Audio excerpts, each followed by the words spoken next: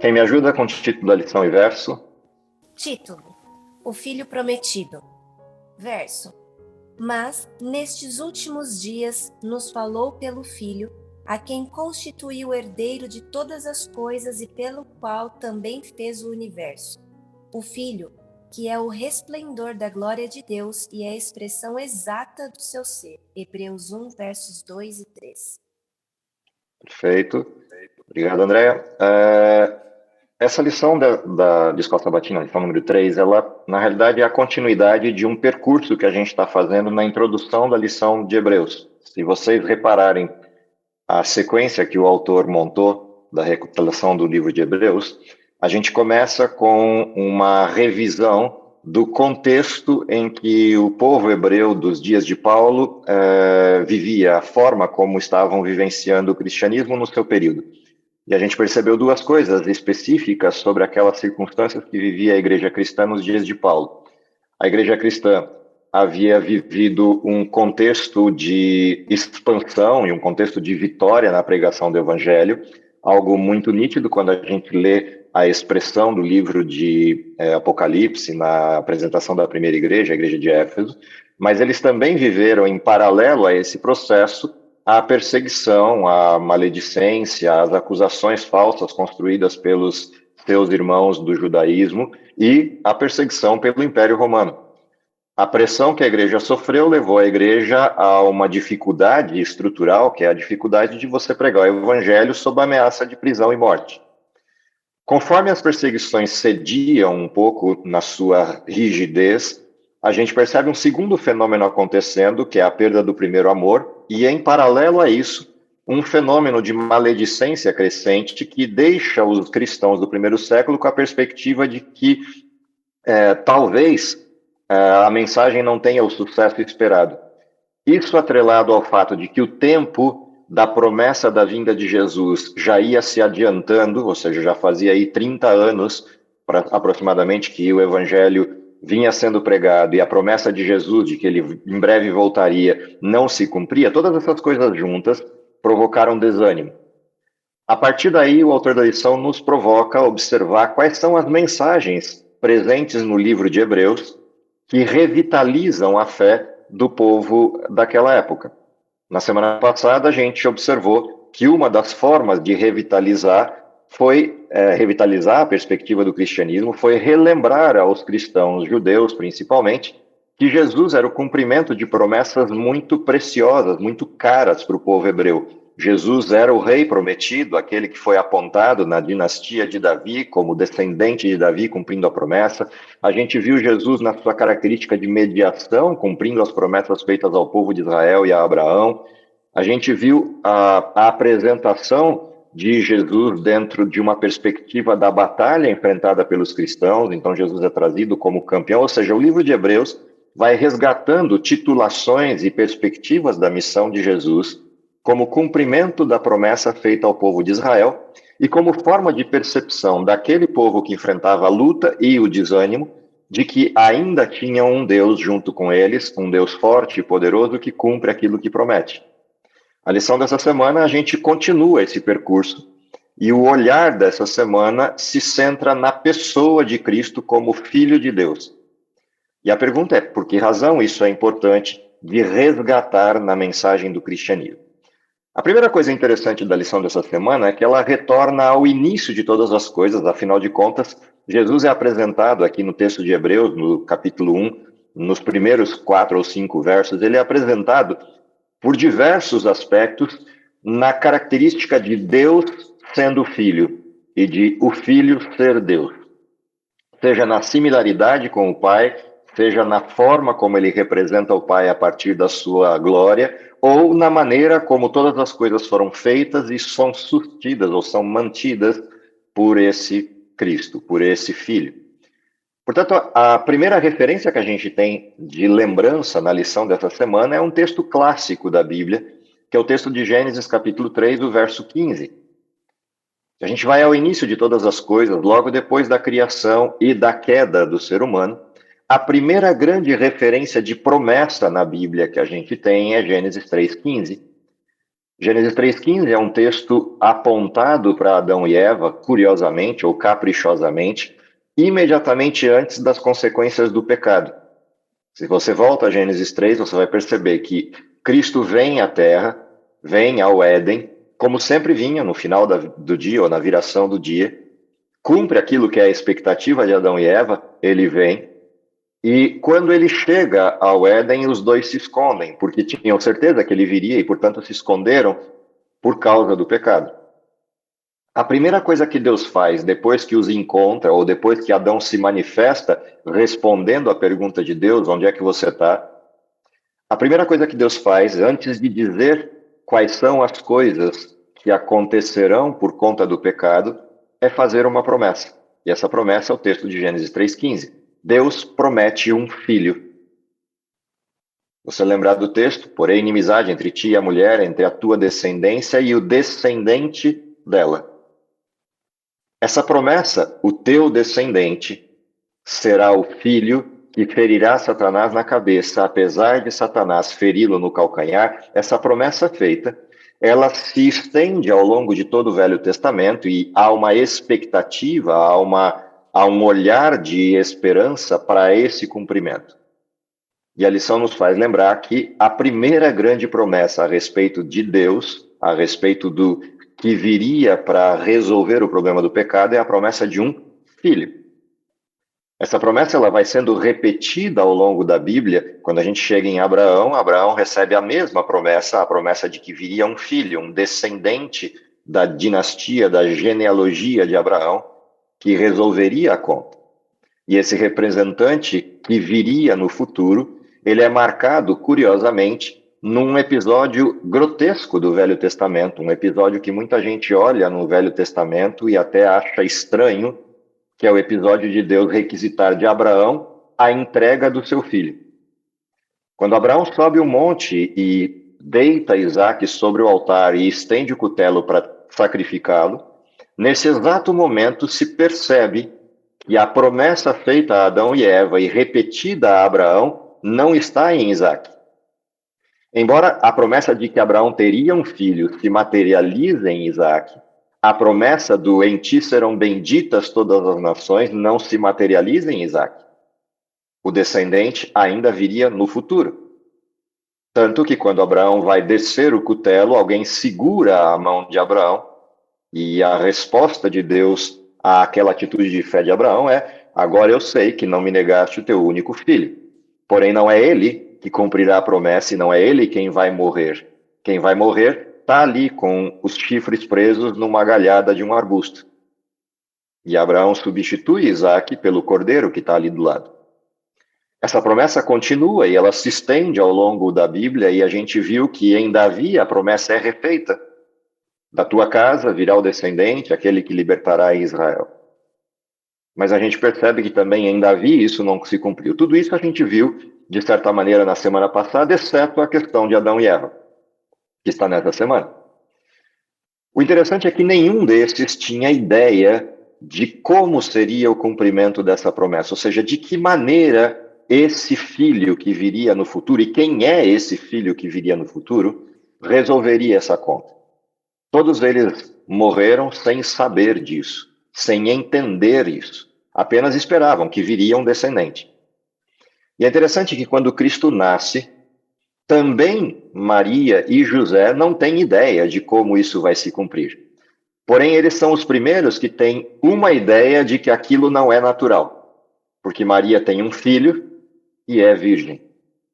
E, portanto, ela sabe que o filho que nasce não é um processo humano, não é fruto de um processo humano. E pela primeira vez há uma distinção, há uma modificação na perspectiva daquilo que todos eles anteriormente olhavam no cumprimento dessa promessa. A lição dessa semana e o texto dessa semana é o resgate da informação central de quem é esse filho que nasceu e que cumpriu a promessa. E a lição começa apontando para algo que a gente viu na semana passada e na anterior, que é essa referência recorrente do livro de Hebreus a respeito dos últimos dias. E tem duas coisas importantes nessa informação. A primeira coisa importante dessa informação e dessa expressão últimos dias é a gente observar que essa expressão está ligada a uma questão direta da vida humana. Toda a esperança humana chega num clímax. No clímax da desilusão do não cumprimento ou no clímax da percepção do cumprimento. Essa percepção do cumprimento que se dá no clímax de algum tempo pode se dar no tempo normal da vida ou pode se dar no fim do processo da vida humana. Mas a grande questão sobre essa expressão é se dá no tempo certo, ou seja, no tempo de Deus, não no nosso. Então, a primeira referência, que é essa referência geral do uso da expressão últimos dias, é interessante para observar que o clímax de todas as promessas de Deus se dá no tempo de Deus, não no nosso tempo. E essa é uma expressão importante para quem estava vivendo o desânimo e a perseguição, porque a tendência é a gente querer a aceleração do tempo quando a gente está vivendo o problema. Óbvio, ninguém gosta de passar por dificuldades, por aflições, por problemas, ainda mais quando esses problemas ameaçam a vida humana. Mas há uma questão importante de se entender na Bíblia, de que Deus resolverá todos os problemas, apenas não o fará no nosso tempo, mas no tempo dele.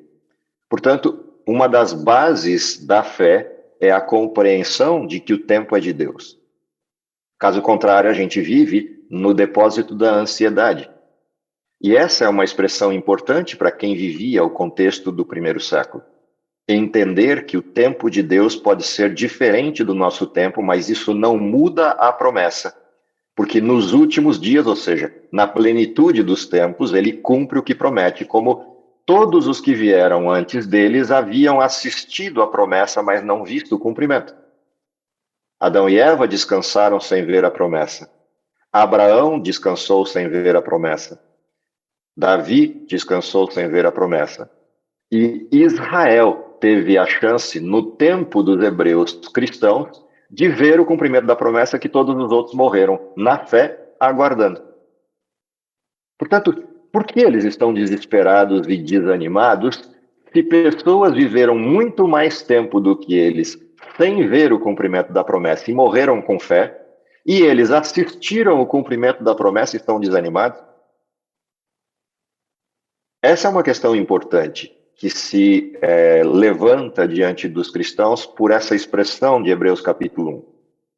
Jesus cumpre a promessa e vocês viram o cumprimento. Diferente de todos os que vieram antes de vocês e não assistiram isso. O que mostra que na plenitude dos tempos Deus faz o que tem que ser feito. A outra perspectiva dos últimos dias é a perspectiva do cumprimento futuro da promessa, na percepção de que essa promessa futura é o lugar aonde nós devemos depositar o nosso foco para o desempenho da missão. Ou seja, todas as profecias servem para a gente de um apontamento de alvo. É como se estivéssemos numa estrada e o tempo inteiro, ou talvez uma expressão melhor para ilustrar isso, até por causa das expressões bíblicas que ilustram a condução de Deus como capitão ou piloto. Imagina a gente num navio, em mar aberto, esperando até o momento que alguém que está no topo do mastro, lá na parte mais alta do navio, com a luneta enxerga terra à vista e grita para todo mundo que está embaixo, terra à vista.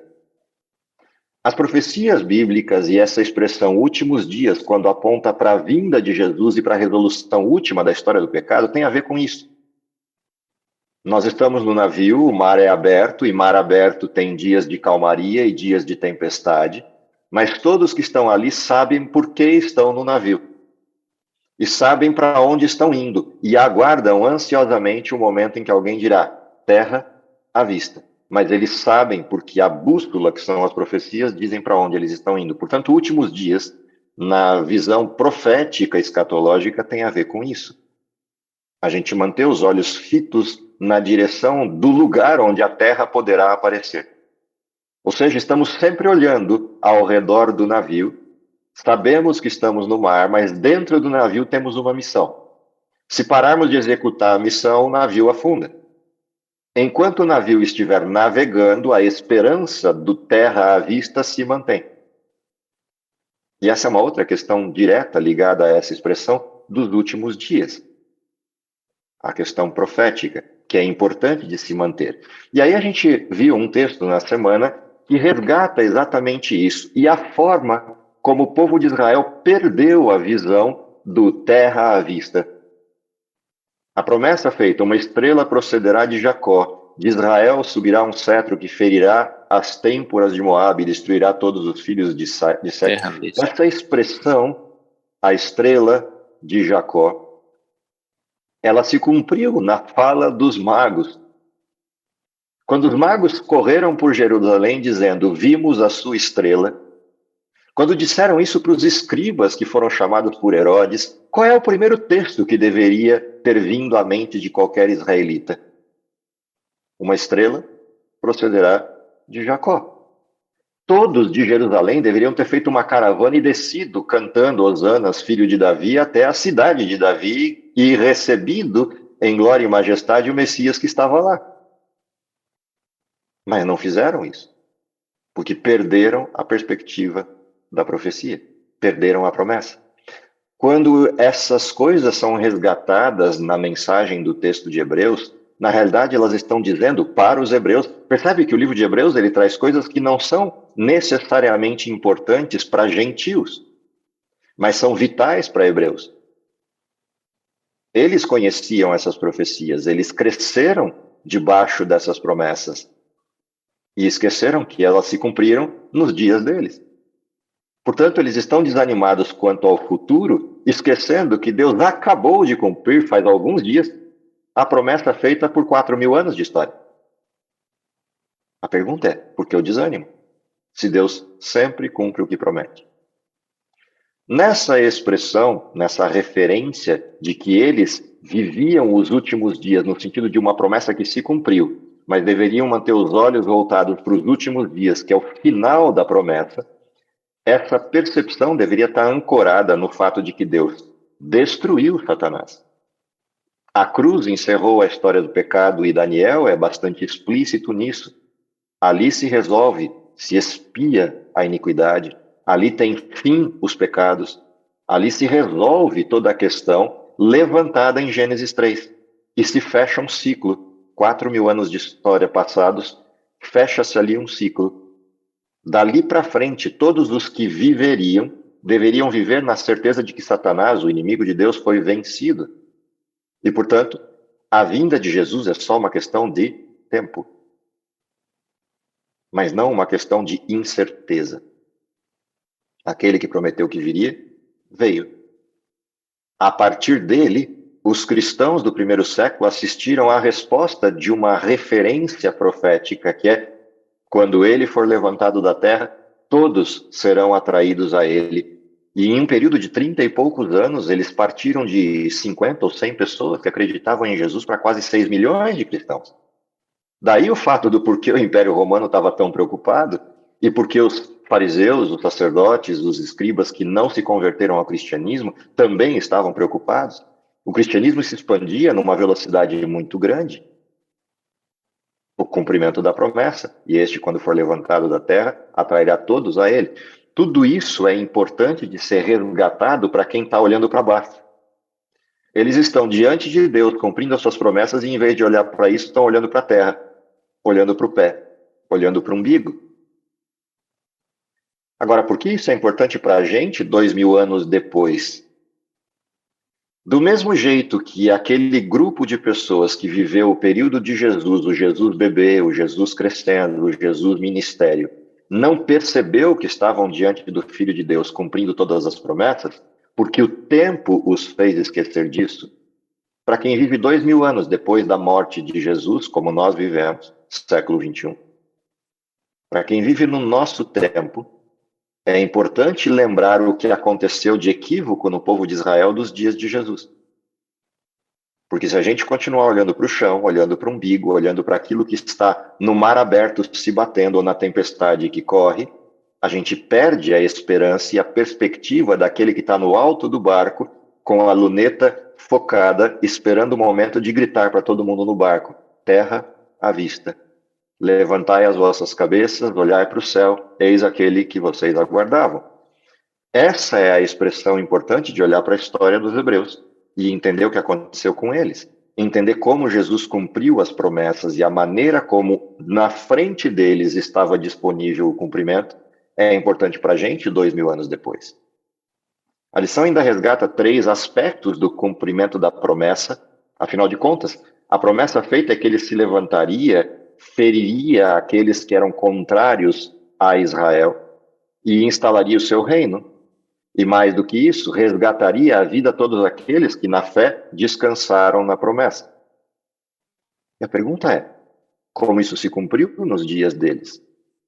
O primeiro grande cumprimento se dá na ressurreição de Jesus. O Filho ressurreto, ou seja, o Cristo que ressuscitou, cumpre a referência da promessa à ressurreição, porque o texto diz a primícia ou as primícias da ressurreição estavam em Cristo. O que significa que Cristo abre as portas para que todo aquele que crê não pereça, mas tenha vida eterna. E ainda que morto, viverá. A referência de que ele cumpriria a promessa feita a Israel, criando uma nova perspectiva e um novo modelo de vida, se dá na transformação feita no coração dos cristãos. E eles agora ressurgem do batismo em novidade de vida. E esse era o sentido do batismo. Uma demonstração simbólica de morrer para a vida anterior e nascer para uma vida nova. E nisto Cristo cumpre a promessa, tanto que quando João Batista não queria batizar Jesus, Jesus diz, é necessário para que tudo se cumpra. E a unção de Jesus ali referencia o sentido do batismo. Se você olha a sequência desse processo, como é que ele produz liberdade ao povo de Israel e estabelece o seu reino, a expressão de Jesus o tempo todo era: o reino de Deus está dentro de vocês, ou o reino de Deus está adiante de vocês. Tanto Cristo é o próprio reino, quanto a implantação do cristianismo no coração daqueles que viviam naquela época, é o cumprimento da materialização do reino, já que Israel se esqueceu do seu rei. Porque Israel esqueceu do cumprimento da promessa e não prestou atenção em quem era Cristo, aquilo que poderia ser a restauração do reinado de Israel se torna o estabelecimento do reino de Deus no coração daquele que crê. Tanto que a lei, que era física, manifesta nas tábuas dos 10 mandamentos e posta dentro do santuário, abaixo do trono de Deus, na Arca da Aliança, agora é escrita no coração de todo aquele que crê. Essa transposição da lei fisicamente exposta para a lei espiritualmente escrita no coração é a demonstração da transição do reino. O reino que fisicamente poderia ter sido estabelecido com Israel e eles atraírem todas as nações da terra para si, agora se cumpre de outra maneira. O reino de Deus é implantado no coração dos cristãos e eles vão pelo mundo inteiro levando o reino de Deus. Essa expressão, essa forma de cumprimento, ela é característica e importante para os cristãos do primeiro século, porque alguns ainda esperavam na perspectiva da implantação de um reino físico. Embora tivessem compreendido que Jesus morreu na cruz, embora tivessem compreendido que Israel rejeitou a sua missão, ainda guardavam a expectativa de uma libertação física, de um formato físico de cumprimento. E é importante a gente lembrar disso, é importante referenciar isso dentro do cumprimento da promessa. Quando a gente olha a sequência do texto e a expressão do texto de Hebreus capítulo 1, e esse texto a própria lição colocou que é um dos textos mais bonitos, se não o mais bonito dos textos da Bíblia, na retórica e apresentação de quem é o Filho de Deus, há peculiaridades nesse texto e há detalhes nesse texto que são importantíssimos. É só abrir lá, abre o texto de Hebreus, capítulo 1, acompanha lá o que o texto diz. Havendo Deus em outro tempo, ou seja, outrora, falado muitas vezes e de muitas maneiras aos pais e os profetas. Por que é importante essa introdução que Paulo usa para os hebreus? São 4.000 anos de história, Deus levantando patriarcas, profetas e reis para relembrar ao povo de Israel uma promessa, a promessa feita a Adão e Eva. O filho da mulher ferirá a cabeça da serpente. Todos os profetas, todos os patriarcas, todos os juízes, todos os reis foram chamados a manter isso vivo, a manter essa promessa viva. Por isso essa expressão, havendo Deus falado em outro tempo, de muitas maneiras, muitas vezes, tanto aos pais quanto aos profetas, nestes últimos dias, ou seja, aqui, quase ontem, na plenitude dos tempos, Deus falou pelo seu Filho. E isso expressa duas coisas. Ele cumpriu a promessa e ele falou pessoalmente. Porque essa expressão, Deus falou pelo seu Filho, embora para nós talvez não seja uma expressão tão forte, mas para quem vivia um modelo monárquico, essa expressão falou pelo seu Filho é a expressão de falou pelo futuro rei, ou pelo rei, se o pai já não estiver. O que significa que a pessoa mais importante que pode expressar a vontade do rei em um reino, depois do rei, é seu filho. Portanto, é esse o resgate forte dessa expressão. Falou por intermédio ou falou pelo seu filho. A importância dessa referência é Deus falou em primeira mão. Ele não falou pelo ministro, ele não falou por um servo, ele não falou por um cidadão, não falou por um plebeu, ele falou pelo seu filho. Ou seja, ele falou por todos e não ouviram.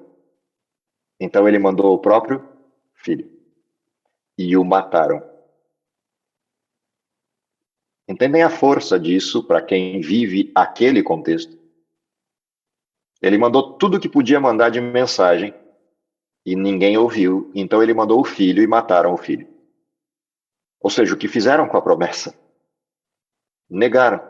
E agora, os cristãos do primeiro século têm a oportunidade de ser aceitos na promessa, apesar da morte do filho, e por causa da morte do filho. Essa é a primeira grande referência desse texto de Hebreus, capítulo 1. A segunda referência importante é o que Deus fez com este filho, que foi morto pelo povo. O mensageiro principal foi morto. E o que Deus faz com ele? Diz assim, a quem constituiu o herdeiro de todas as coisas e pelo qual fez o universo. Apesar de terem matado o Filho de Deus, Deus o fez herdeiro de todas as coisas, porque ele foi ressuscitado. E é nesse sentido que aparece uma expressão que vai estar à frente, que é hoje te gerei.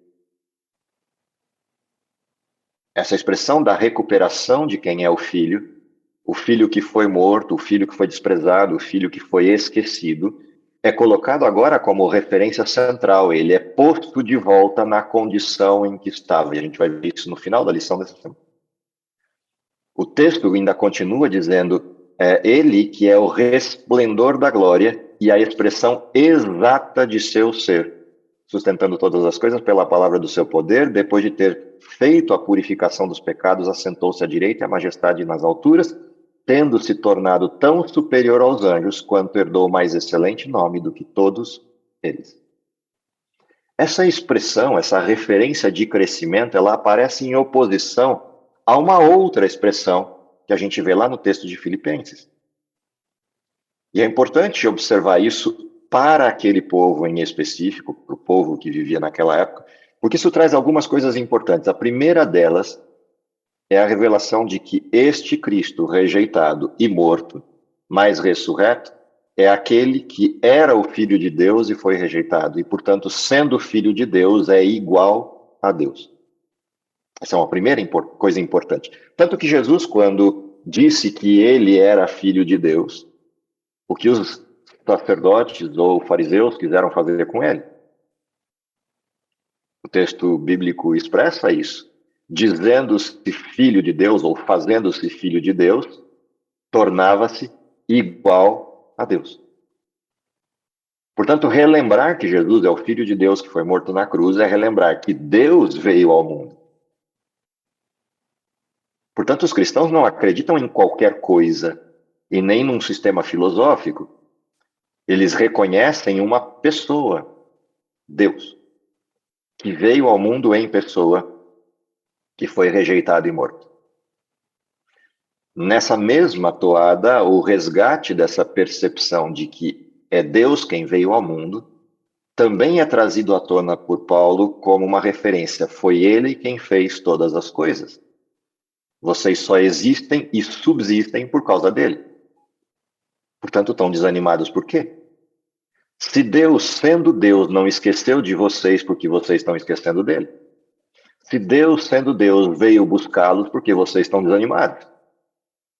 Ele não precisava fazer isso e fez. Não precisava sofrer o que sofreu na cruz e sofreu. Não precisava se submeter a toda a ignomínia dos seres humanos e fez isso por amor de vocês. Estão desanimados por quê? Se esqueceram de quem vocês são e de quão importantes vocês são para ele. Por que ele gastaria todo o tempo e toda a energia para passar o que passou durante os 3 anos e meio de ministério e depois esqueceria de vir buscar vocês? Vocês perderam a perspectiva. É isso que Paulo está dizendo para eles, em outras palavras. Agora, isso se era importante para eles há 2000 anos atrás, é muito mais importante para nós 2000 anos à frente. Porque a gente tem muito mais tempo para desistir. Ao mesmo tempo, é tempo demais para desistir no finalzinho. E por isso essa expressão últimos dias. Você correu toda a pista, quando falta 5 metros para chegar, você desiste. Olha para quem está do outro lado da pista, quem está segurando a bandeira quadriculada ou quem está segurando o troféu e segue a vida. Essa é a expressão 2000 anos à frente. Outra coisa interessante é que esse Cristo que criou todas as coisas existe antes de todas elas e, nesse sentido, Paulo resgata o conceito de eternidade.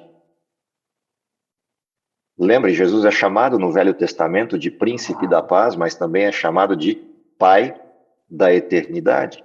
Antes que houvesse tempo, Cristo já existia.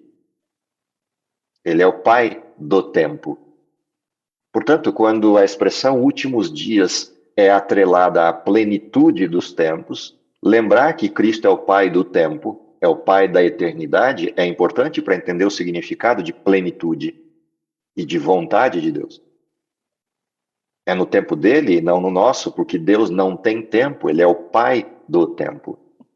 Nele o tempo pode parar, como o sol parou, entre aspas, a expressão. E nele o tempo pode avançar. Nele o tempo pode se cumprir, assim como o tempo pode esperar. Mas sempre será resolvido, porque ele é o Pai do tempo. Isso também é uma expressão importante resgatada nessa introdução. Mas mais do que isso, na condição de ser o Filho de Deus, que desde a eternidade existe com Deus, ninguém poderia expressar melhor qual é a vontade de Deus do que Cristo em pessoa. Portanto, se eu quero saber qual é a vontade de Deus, está fácil, basta olhar para Cristo. Se Deus para mim é um ser etéreo, tão distante que eu não consigo entender, olhe para Cristo, que é um Deus feito homem, passível de entendimento. E nele eu consigo compreender a vontade expressa de Deus e quem Deus de fato é. O amor de Deus só é possível compreender em Cristo, no sentido pleno. Não porque eu não pudesse compreender encontrando Deus face a face, mas porque eu não estou com Deus face a face e não acompanho Deus o tempo todo. Olhar para Cristo é compreender o amor de Deus, e tudo isso está sendo resgatado na mensagem posta aos Hebreus. Por isso que no texto de Hebreus capítulo 1 está a referência do como tudo isso se cumpre. O como tudo isso se cumpre está lá, depois de ter feito a purificação dos pecados. Ou seja, Cristo é feito rei, porque Cristo é feito cordeiro. Apocalipse capítulo 5 descreve isso. Cordeiro tal qual sido morto aparece ao lado ou por trás do trono de Deus, dirige-se ao Pai e retira dele o livro selado com 7 selos, então todos proclamam, digno é o cordeiro. E é digno por quê? Porque foi morto, e com seu sangue compraste todos, para fazer deles sacerdócio e reinarem contigo sobre a terra. Essa expressão é o cumprimento último da promessa, mas percebe que esse cumprimento não se dá na vinda de Jesus. Tomar a terra e ser sacerdote e reino sobre a terra se dá na morte e ressurreição de Cristo. A parte final, que é a destruição do mal e o estabelecimento pleno do reino de Deus por toda a eternidade, é a cereja do bolo. Portanto, a promessa já foi cumprida, ela não será. E isso é importante, ao observar que Deus cumpriu a promessa no seu Filho. E mais do que isso, a promessa é feita para os filhos. Apocalipse 3, o verso 21, retrata para a gente de que todos aqueles que ouvirem as palavras do Espírito terão a oportunidade de fazer o quê? Sentarem-se comigo no meu trono. Assim como o Pai deu a mim que sentasse com ele no seu trono. Essa é a referência da promessa feita aos hebreus e feita a nós.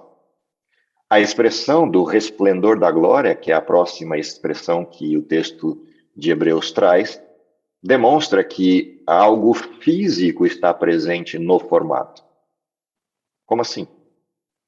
A expressão da glória é a referência de Emanuel, Deus conosco. Lembra, qual é a proposta feita a Moisés? Construa um tabernáculo para que eu possa fazer o quê? Habitar no meio deles. A expressão glória de Deus tem a ver com habitação. Tem a ver com Shekinah, a manifestação da glória de Deus dentro do santuário, sobre a arca, entre o povo. Por que é importante observar essa expressão para os hebreus? O Deus que era uma promessa fisicamente esteve presente entre vocês, mostrando que Deus voltou a estar presente no mundo, no sentido pleno. Porque por 400 anos, na realidade mais que isso, Israel ficou separado dessa manifestação. É só lembrar o que está lá nos textos do Velho Testamento, quando a gente tem o cativeiro, o exílio babilônico. Lembram da expressão Icabod, foi-se a glória. O que essa expressão quer dizer? Deus saiu do templo, foi embora, não retorna mais, até que venha aquele que apare as arestas e prepare o caminho para a manifestação da glória de Deus. Quando Jesus chega ao templo para ser apresentado, qual é a expressão de Simeão e Ana? A glória de Deus retornou ao templo. Glória é a expressão física da manifestação de Deus. Quando Moisés está no alto do monte, o que ele quer ver? A glória de Deus. O que é possível ver? Um pouquinho da glória de Deus. E esse pouquinho foi suficiente para impregnar na pele de Moisés que as pessoas nem conseguiam olhar para ele. Portanto, é uma manifestação física de Deus. O que está sendo resgatado para o povo hebreu no primeiro século é dizer para eles o seguinte: Deus está habitando entre vocês na pessoa do Espírito Santo e vocês estão vendo a glória e não estão percebendo. Fisicamente, a cada vez que o Espírito Santo se manifesta entre vocês, seja na forma de um dom, como a cura, seja na forma da pregação do Evangelho, seja nos batismos, seja na maneira como os cristãos morrem cantando nas arenas, a presença física do Espírito Santo é a manifestação da glória de Deus. Assim como o Cristo foi para vocês há alguns dias atrás, a manifestação da glória de Deus presente no mundo. E hoje vocês são parte da manifestação da glória de Deus para aqueles que ainda não o conhecem. Portanto, há um resgate aqui. Deus se faz presente no mundo a partir de vocês. Nisto conhecerão que sois meus discípulos, se vos amardes uns aos outros. Já não sou eu quem vive, Cristo vive em mim. É a expressão da glória de Deus. Até que possamos vê-lo de novo face a face, e a glória de Deus plena seja manifesta outra vez. Essa é uma questão importante no resgate da expressão da glória de Deus, ou seja, o Cristo que veio está em vocês. Não desanime. 2000 anos depois, a promessa continua e a certeza também. A glória de Deus persiste e manifesta entre nós. Essa expressão da glória de Deus também resgata, obviamente, a questão da eternidade, a questão da criação e todos esses elementos importantes da pessoa da divindade expressa no Cristo. Há um texto nos textos de Ellen White dessa semana que vale a lembrança, está lá no livro Parábola de Jesus, na página 115, o texto diz assim: tudo que pode satisfazer as necessidades e os desejos da vida humana para este mundo e para o mundo futuro é encontrado em Cristo. Nosso Redentor é a pérola tão preciosa em comparação com a qual tudo pode ser considerado perda. A expressão glória tem a ver com essa expressão da parábola daquele que, vendendo tudo, comprou a pérola de grande preço. Glória é uma expressão física. E é necessário que a gente se lembre que Deus não é um ser etéreo ou uma ideia. O cristianismo não está baseado em ideias. O cristianismo está baseado em uma pessoa real, manifesta. E essa pessoa, ainda que distante de nós sob o aspecto da realidade face a face, está presente em nós pela realidade do Espírito. E por isso é importante lembrar dessa expressão glória, por meio do qual fez todo o universo, que é a próxima expressão que a gente encontra, e a referência de que todas as coisas são mantidas e sustentadas pelo seu poder. Isso nos faz lembrar que a nossa existência não é vazia. Aquele que criou e criou tudo para ser perfeito, reconhece que aquilo que está imperfeito pode ser de novo transformado em perfeito. Portanto, quando a gente encontra Cristo e começa um processo de transformação, na realidade isso é uma recriação, é o resgate daquilo que se perdeu. Essa expressão também nos leva a entender por que aquele que criou pode manter e pode julgar. Nós vimos na semana passada Jesus como sumo sacerdote e Jesus como mediador. Aquele que criou todas as coisas, esse pode ser o mediador. Assim como aquele que criou tem o direito de julgar. Ele é dono, ele é o autor e, na expressão bíblica, também consumador da nossa fé. Lembrar de Jesus na característica de criador para o tempo em que nós vivemos talvez seja mais importante ainda do que foi para os hebreus. Sim, foi importante para os hebreus para lembrar da questão de Adão e Eva e todas as promessas feitas, mas para nós é muito mais importante para lembrar que não importa que tipo de falácias se levantem no mundo, como as de Darwin ou outros, Cristo é o Criador. Antes de todas as coisas, Deus. Depois de todas elas, Deus. E durante todas elas, Deus. Ele é o autor, é o mantenedor e é o consumador de todas as coisas.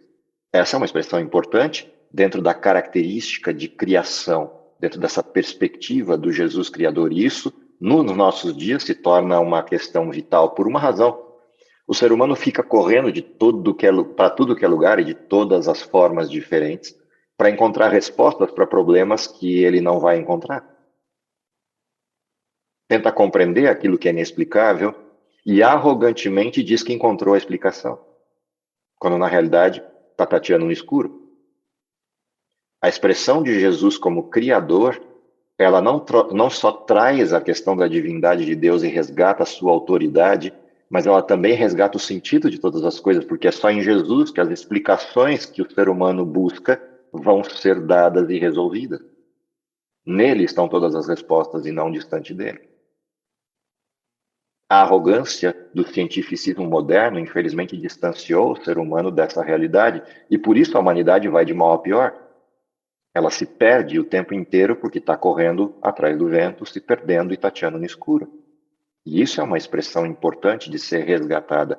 Nos textos, e vale a leitura depois, se você quiser fazê-lo, pega lá a lição de quarta-feira e dá uma lidinha nos textos de Ellen White que estão na sequência. São textos muito bonitos a respeito dessa característica da preexistência de Deus, da eternidade de Deus, da manifestação da unidade produzida do Deus com o humano a partir da vinda de Cristo como humano. Por exemplo, um desses textos diz lá: em Cristo uniram-se o divino e o humano, o Criador e a criatura, a natureza de Deus, cuja lei tinha sido transgredida, e a natureza de Adão, o transgressor, encontraram-se em Jesus, o Filho de Deus e o Filho do homem.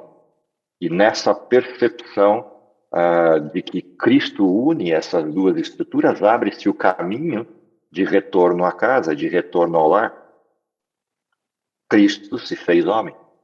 E nada mais importante do que isso para aquele que deseja retornar à perfeição, deseja retornar ao que era a base da eternidade. E a lição fecha com essa questão: hoje eu gerei você. O que traz de importante essa expressão? O Cristo que se fez homem e foi maltratado como homem é resgatado à condição inicial. Não porque Deus tenha deixado de ser Deus, mas vale a leitura para entender o eu hoje te gerei em todas as suas formas, vale a leitura do texto de Filipenses, o capítulo 2 de Filipenses, os versos de 5 a 11.